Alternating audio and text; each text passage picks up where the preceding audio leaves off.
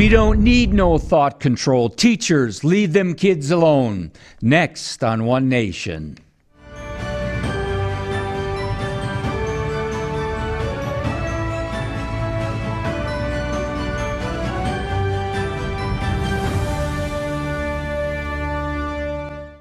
Hello, America. I'm your guest, Dr. Jake Jacobs.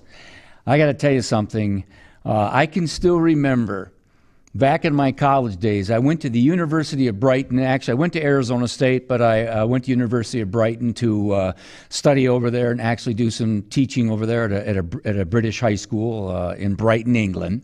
It was January of 1980, and the number one song by Pink Floyd from the album The Wall was Another Brick in the Wall, where they say, we don't need no education, we don't need no thought control. Teachers, leave them kids alone. All in all, it's just another brick in the wall. I can still remember, too, the Prime Minister of England at the time was Margaret Thatcher. I absolutely loved Margaret Thatcher. But she was hated by the leftists, the socialists, many of the professors at University of Brighton. So I knew she was on to something if they were hating her. She didn't like the song. I think she misunderstood Roger Waters, what his song was really all about. But that's another story for another time. But the point is this. When we're talking about education, when we're talking about thought control, brainwashing, indoctrination, and the influence of teachers upon the youth of America or the youth of any country, you got to ask yourself, what's been actually happening in education in America? Why do we have such a pernicious, poisonous, woke ideology plaguing our children, our society, and our nation? Early American education was primarily classic liberal Christian, from a classic liberal Judeo-Christian worldview. You could say classic republicanism too, dealing with the character of citizenship, dealing with limited government, the importance of the values of Christianity to undergird our republic under God. And that was the primary fundamental way of approaching education in American society. And then along came an anti-Christian socialist style of teachings by people like Robert Owen, Horace Mann, and the infamous John Dewey. And they were pushing their secular, collectivist, humanistic agenda in America. You could say they were proto-communist Marxist types. But they laid the foundation of what's happening today in American education. Now, before I go on with more details on the show, I really want to recommend, and I know I'm biased, here I am at Freedom Project Media, but as far as I'm concerned, the two experts, one of the two top experts in the United States of America when it comes to education, is Alex Newman and Duke Pesta, Dr. Duke Pesta. So I'd highly recommend you checking out the Dr. Duke Show and the Newman Report. And I mean this with no exaggeration. These two individuals are incredible experts. They dedicated their lives. They're educators themselves, but they've dedicated them lives to understanding what actually is going on in the world of government, public union, school, indoctrination, brainwashing, etc. So I can't recommend them enough. Also, by the way, I do have my show, The Jake Jacobs Show.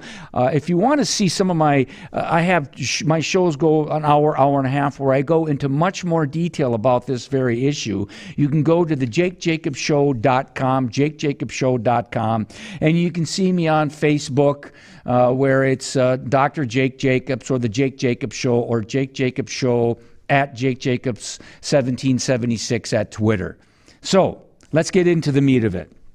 In the 1960s and 70s, communist China had a cultural revolution. It was horrible. At this point in time in history, Mao Zedong had killed. His policies were responsible for the death of well over 40 to 50 million Chinese. You had the horrible plagues and the famines of the 1950s, and then came the 1960s, where Mao Zedong had what they called Shinao, which was brainwashing, where these Marxist fanatics, these zealots, They actually went across the countryside, and they ended up killing and slaughtering and torturing hundreds of thousands of teachers, high school teachers, middle school teachers, university professors. And also young people. A lot of young people were intimidated by the powers of the Marxist, Maoist state in China. But they were notorious, infamous for Shi Nao, brainwashing. And I would argue that what's happening in the United States of America now in our government, public union schools, remember the profound influence of the public unions, the National Education Association, the American Federation of Teachers, and others. They have incredible power and sway over Democratic political leaders, Nancy Pelosi, Chuck Schumer, Joe Biden, and many others. And this is important to see the relationship between these corrupt unions and the federal central government in the United States. And you see that a lot of this kind of cultural revolutionary activity has actually been happening in our schools. I talk about this in my book, Mobocracy, quite a bit, by the way. And in the book, Mobocracy, which I dedicated to Governor Scott Walker when he dared to take on the political powers that be, the Democratic machinery, the union corrupt machinery, and I saw that just hell broke loose in Madison, Wisconsin 11 years ago. In fact, it was this month of February in 2011 when that actually happened. And what I saw down there were anarchists, socialists, Marxists of various stripes and colors, and they were calling for revolution in the streets, and they were upset because we dared to expose the corruption of the unions, the brainwashing and indoctrination, it's easy for me to say, indoctrination, that was going on in our public schools. So I talked about in my book influencers like Antonio Gramsci. He was an Italian Marxist who talked about the long march through the institutions. He's written books dealing with pedagogy. One of his famous books dealing with pedagogy about his topic of teaching was called Antonio Gramsci, Pedagogy to Change the World. Now keep this in mind. I know that word pedagogy can be boring, right? It can sound pedantic, I guess. It just means the philosophy, the implementation of your style of education in the classroom, in the society, and what is your ultimate goal. And the ultimate goal of the pedagogy of Marxism is the transformation of the United States of America, our republic under God. So I not only talk about Antonio Gramsci, I talk about the guru of the 1960s in the United States of America in our universities, from Brandeis and Columbia all the way to Madison and Berkeley, and where he used to teach, University of California, San Diego. When I lived in San Diego, his name is Herbert Marcuse, and he was the guru at University of California, San Diego. And he was all about critical theory, Marxist critical theory, and promising to deliver a utopia to the world through education. You know, people don't recognize that Herbert Marcuse and these Frankfurt Marxist types, they came from Germany. They started their school in the 1920s. They fled Germany because many of them were Jewish intellectuals who rejected Judaism, rejected Christianity, rejected the Judeo-Christian worldview. They came to the United States and they taught at Columbia, Brandeis, Madison, Berkeley, and all around this country. And they brought with them a very anti-Christian, anti-classic liberal, anti-classic Republican traditional worldview. A pedagogical style and approach that was pernicious and poisonous in nature. And then I talk about another gentleman by the name of Howard Zinn. Now, I got to tell you something. Zinn he passed away about 10 years ago or more. Zinn's book, A People's History of the United States, is a Marxist tome. Howard Zinn was a Marxist professor from Boston University. He's mentioned in a movie with Matt Damon and Robin Williams. Good Will Hunting. Thanks, producer Mike. Yeah, Good Will Hunting. He's mentioned in there where he says we're supposed to read his work. Well, when I was in social studies conventions in Madison, Wisconsin in the 80s and the 90s, they were constantly pushing Zinn on the social studies teachers. And I was constantly saying to them, why would I use a Marxist piece of claptrap in my classroom? Although I actually did use parts of it to show his style, to show his indoctrination. You know, Howard Zinn used to say, there's no such thing as neutrality for teachers. This is a bunch of hogwash. You know, when people say, you know, you're not supposed to be teaching values in the classroom, you're supposed to be neutral. And Zinn would say, are you kidding me? I have an agenda. I have a Marxist left-wing pedagogical agenda, and that's what I'm going to do.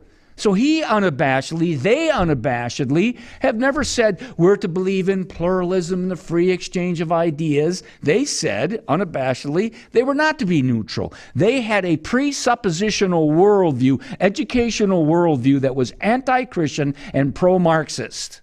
So I discuss Howard Zinn. And by the way, that book, A People's History of the United States, right? That was one of the #1 selling books in social studies, American history classes in America. They use it at the university. They use it at the high school. They even have an edition for the middle school. They want to get them younger. There's even the Zinn Education Project, where they get these kiddies in education departments across America, where they can teach these soon-to-be teachers about Zinn's Marxism. So you'll notice a theme going on here in my book, Mobocracy. I'm showing over and over and over again the influence beyond people like Robert Owen and Horace Mann and John Dewey. These Marxists were influencing the teachers of the 60s, who influences the teachers like me of the 70s, 80s, and 90s and beyond, right? Who are now influencing the new teachers of Generation Z or the Zoomers. I also mentioned in my book the non-friends of Barack Obama, Bill Ayers, Bernardine Dohrn. We got a picture here. We're showing here, it's the Weather Underground. They used to be members of the Students for a Democratic Society, which was a socialist Marxist organization using democratic language, but they were Marxist. And they were revolutionary. They were militant revolutionary, calling for brainwashing, calling for concentration camps, calling for even killing hundreds of thousands of Americans. I'm not making this stuff up. You can check this out with Bill Ayers and Bernardine Dohrn. And then eventually they were responsible for the killing of some individuals in relationship to the police, and they went underground.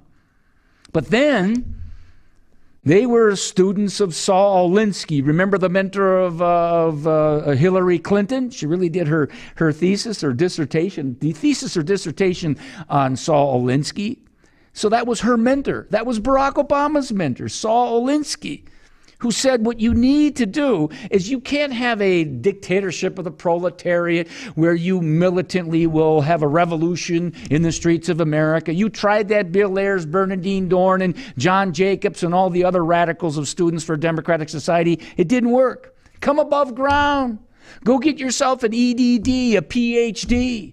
Go into the classroom. Let's fulfill the vision of Antonio Gramsci. Let's have a long march through the institutions, in the curricula, in the classroom, in the churches. And that's exactly what they did.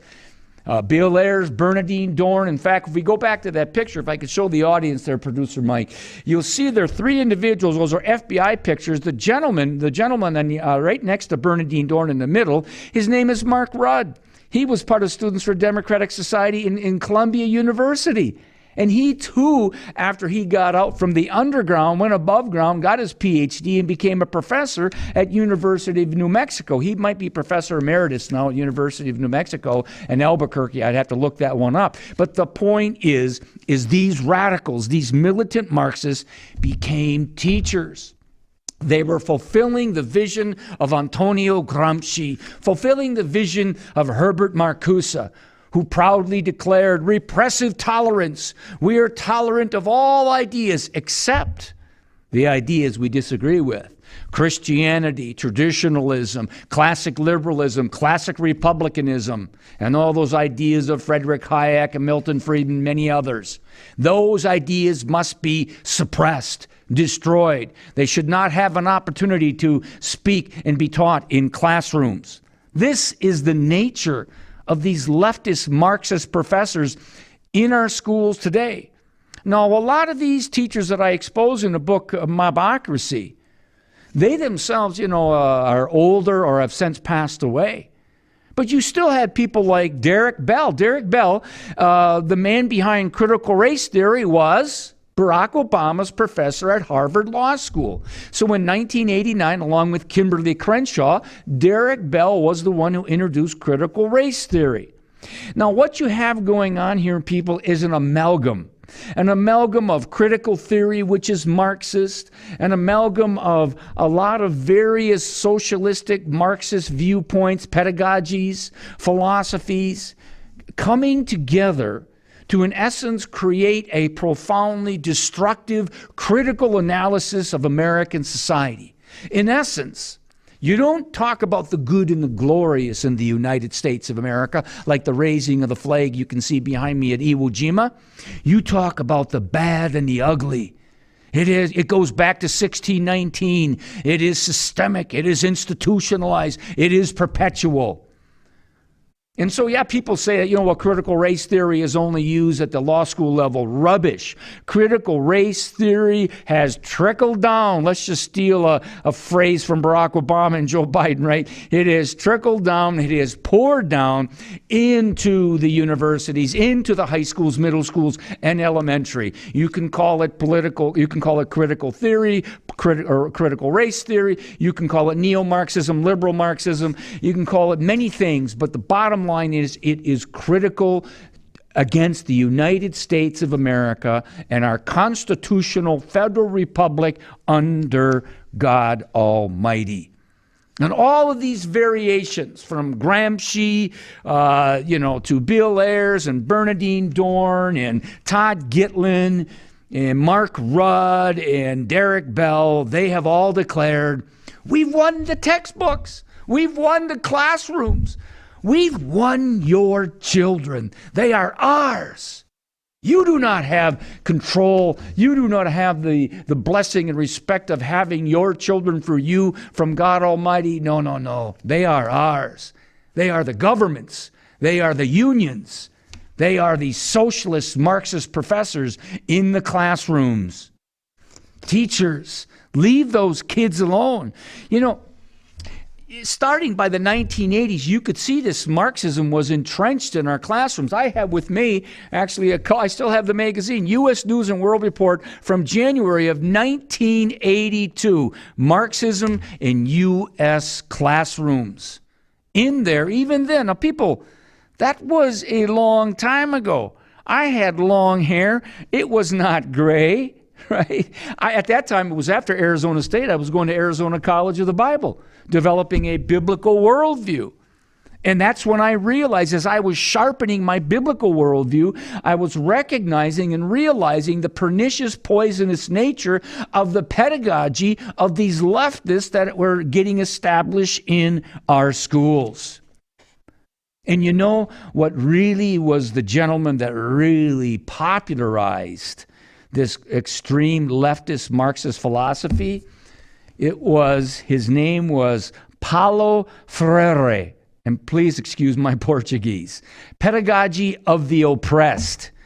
Paulo Freire, Pedagogy of the Oppressed. He was a Brazilian Marxist who in essence said in his teachings, you see, in education, you have the student who is oppressed by the bourgeois system of education.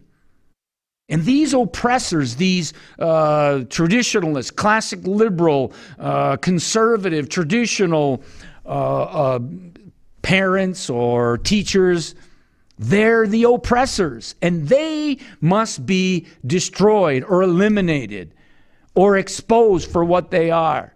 And really what Paulo was doing is Paulo was expressing how Karl Marx talked about the perpetuation of Christian education and the Christian family in the Communist Manifesto of 1848. Paulo's written a number of other books. Let's see some of his other books. One of his famous books was called The Politics of Education, Culture, Power, and Liberation. The Politics of Education, Culture, Power, and Liberation. Remember, politics flows down from culture. It influences culture. And people need to recognize that. Another book of Paulo's was Teachers as Cultural Workers.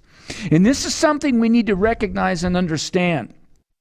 That these Marxist teachers and influencers, from all the aforementioned individuals to Paulo's works, all of them said, we are not neutral. We have a presuppositional worldview that is anti-Christian, that is pro-Marxist. Our job is to get into the minds of these young people and to, in essence, brainwash them to become the youth, like the young pioneers of the Soviet Union or the Hitler-Jugend of National Socialism. And we get them to think our way. We don't get them to think critically. We don't get them to learn to dialogue and have discussions and debates. No. We get them to think by our party line, the eine party line, the one party line. Now, the gentleman that actually made Paulo's works very popular he's still alive. He's almost as old as Joe Biden. He was a friend of Howard Zinn at Boston University. He was a former high school history teacher who read Paulo's works. And then he was like, I've got it. I was a Marxist, but now, and Zinn's works was great, but Paulo's works were even better to help me understand how I can continue to brainwash my students. His name is Henry Giraud. Henry Giraud, his Pedagogy of Resistance. You see, within our teaching philosophy, we must resist people like Governor Ron DeSantis, Jake Jacobs, Dr. Duke Pesta, Alex Newman, and all the other conservative, classic liberal Christian thinkers and teachers and influencers in the culture. Because don't you see, they're fascists, they're Nazis. That's how these guys think. I've been going through Giraud's works, and it blows me away how Marxist it is. How brainwashing it is. What's some other works that we have of his? Oh, yes. Look at his book here. This is Neoliberalism's War on Higher Education. This is interesting, people. He goes against that word neoliberal, even liberals. He thinks liberals and conservatives, they've all sold out to the system. You know, neoliberalism is really, we don't have time to cover that in here, but ultimately it's got a tinge of libertarianism, classic liberalism in it. It believes in the free market. It likes maybe Friedrich Hayek or Ludwig von Mises and Milton Friedman and others. But ultimately, as a Marxist, this Henry Giraud says they're at war.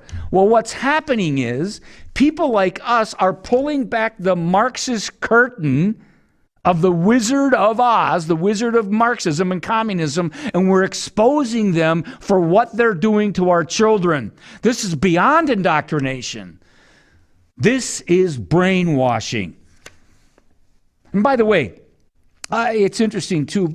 He has producer Andy. Is that where I have the Nazification of American education? Yeah, we got that. Could we put that up, please? Now look at for a few people watching this live, I got a picture. There is Henry Giraud with his book, Pedagogy of Resistance, and he wrote an article about 9 months ago called "The Nazification of American Education." This is unbelievable. And the public enemy number one for Giraud and these leftists is Ronald Dion DeSantis, the great governor of the state of Florida. By the way, Alex Newman, who I highly recommend you going to his show, the Newman Report, was just with Governor DeSantis down in Florida last week. But here's the point. when you listen to him, and believe me, I live a boring life. I listen, I read his books, I listen to his podcast. He may be 79 years old, but he has incredible influence on the teachers in America today. Big, big time. They're bringing him on seminars all across the country. And these leftists, these TikTokers, these woke folk, the LGBT community, they love listening to him.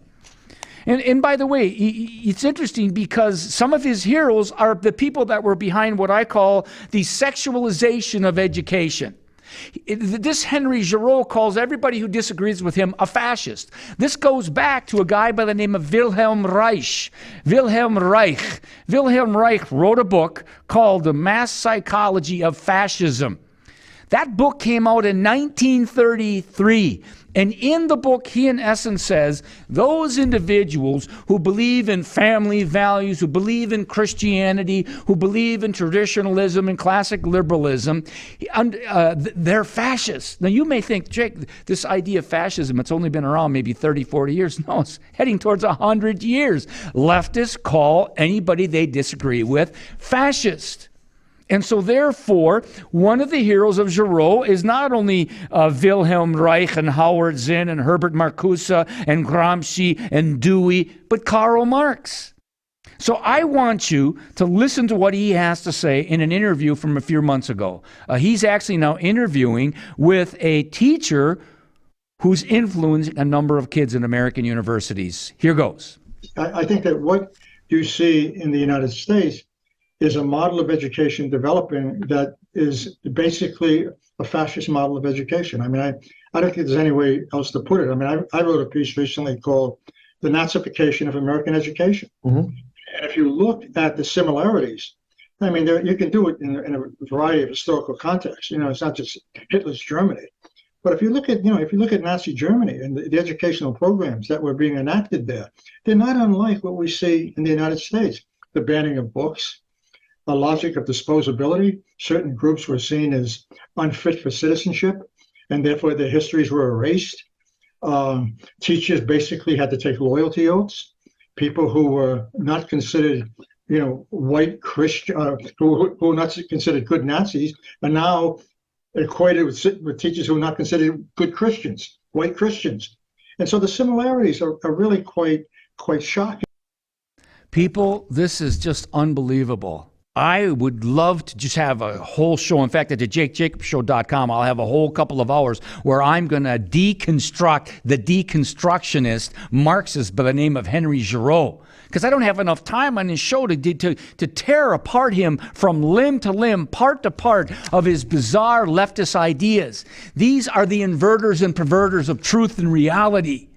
Stop and think of it. There they are saying that people like Governor Ron DeSantis and people like you and me, people who are classic liberals, classic Republicans, Christians, traditionalists, that we believe in protecting our children, somehow we're Nazis, we're black-booted, stormtrooping Nazis. This is insanity. You got to hear him again. Trust me, a little bit more on him, and then we'll wrap up the show. Here goes. It was Ron DeSantis who banned lots and lots of books in Florida, because they would contain elements of critical race theory. Could you briefly explain what is meant by critical race theory? He doesn't know what it is. Critical race theory is a legal theory that developed at Harvard, I believe in the 1980s by Professor Crenshaw and others, and it's mostly taught in graduate schools. It's not taught in high schools. It's not taught in public education. So it's really basically just a metaphor for not teaching about slavery, not teaching about race relations, not teaching about racism, not raising fundamental questions about parts of American history that are uncomfortable but yet need to be dealt with. Whether we're talking about the genocide of indigenous people, whether we're talking about the internment of the Japanese, whether we're talking about Jim Crow. This is an attempt to basically whitewash history in ways, and they have a perfect word for it. They call it patriotic education. And I think it's basically just massive propaganda. But I think that what is under attack here is not simply enabling students to deal with the complexity of history in both its strengths and its weaknesses, but it's an attack on historical consciousness itself. It's an attack on historical memory. And as an attack on historical memory, it's an attack on moral witnessing. the ability to draw certain conclusions about what you don't want to see reproduced, being able to understand the legacy of those crimes, basically crimes, slavery, I'm sorry, and how they still infect and in some ways shape the culture. They want to erase all of that. They have a Disney view of the world. Everything's white, everything's merry, everything's happy, and there are no black people to worry about. Women are in their place, they're having babies, and transgender people, well, we should kill all of them. They basically are really a curse on the planet. It's very interesting to listen to DeSantis talk about history. He made a comment not too long ago when he said it was during the Revolution, the American Revolution, that basically an anti-slavery consciousness developed. That's nonsense. That's just pure nonsense. You talk about pure nonsense, my fellow liberty-loving Americans. I really can't do justice to what you just heard. That's my poor time management. Forgive me. Seriously, he says that Ron DeSantis doesn't know what critical race theory is. He says that critical race theory is not taught in colleges or high schools. That is a lie. You just heard lie upon lie. We want to whitewash history. We don't want our students to know about Jim Crow and what happened to the Native Americans. And this is the new kind of narrative that goes, that when people like myself or Ron DeSantis or President Trump, when we say we want the good and the glorious to be taught, along with the bad and ugly, we want the 1776 Commission. Then they turn around and say, oh, no, you guys don't want the students to know about slavery and Jim Crow and the KKK and what happened to the Japanese internment camps. By the way, everything I just mentioned to you was perpetuated by the Democratic Party. Hey, Henry Giroux, you want to go there, dude? We'll go there with a broad, wide understanding of American history with profound balance, not this Marxist left-wing flapdoodle claptrap stuff that you're perpetuating to our young people, this brainwashing of our young people. You ought to be ashamed of yourself. By the way, he goes on talking about how we have to get rid of capitalism, the free market. He talks about how Christianity is oppressive. And ultimately what he wants is he calls it democratic socialism, which is in essence socialism. They'll use democratic language, et cetera, et cetera. But they want to use the state to dictate the educational pedagogy so they can continue to brainwash their anti-Christian, anti-Republic under God philosophy. They want to create a utopic state. Let's remember something, people. There he was quoting, in fact, he quotes Hitler in Mein Kampf, how you give me the youth and they will be ours forever. Look at people, somehow these leftists try to make it believe that, the Soviet socialists, they were the good people, and the National Socialists, they were the bad people. They were two evil philosophies. Hitler and Stalin worked together to rape and pillage Poland. They were evil philosophies. We got to be able to see and understand what these leftist pedagogical Marxists are all about. What did Vladimir Lenin say? Give me the child for 5 years of his life, and he will be mine forever. This is what we need to recognize and understand. They have won the textbooks. They have won the classroom, the curricula. And they won over many of our children, and we must stand up and fight out against this. I'm serious. I haven't said this for years because I taught in public schools for many, many years. But it is time to get our kids out of these government union-run public schools. They want our kids. They want their hearts, their minds, and their souls. So we must be bold and take action to stop them from stealing our children. So until we meet again, may God bless you. And happy trails to you on the road of life. Shalom.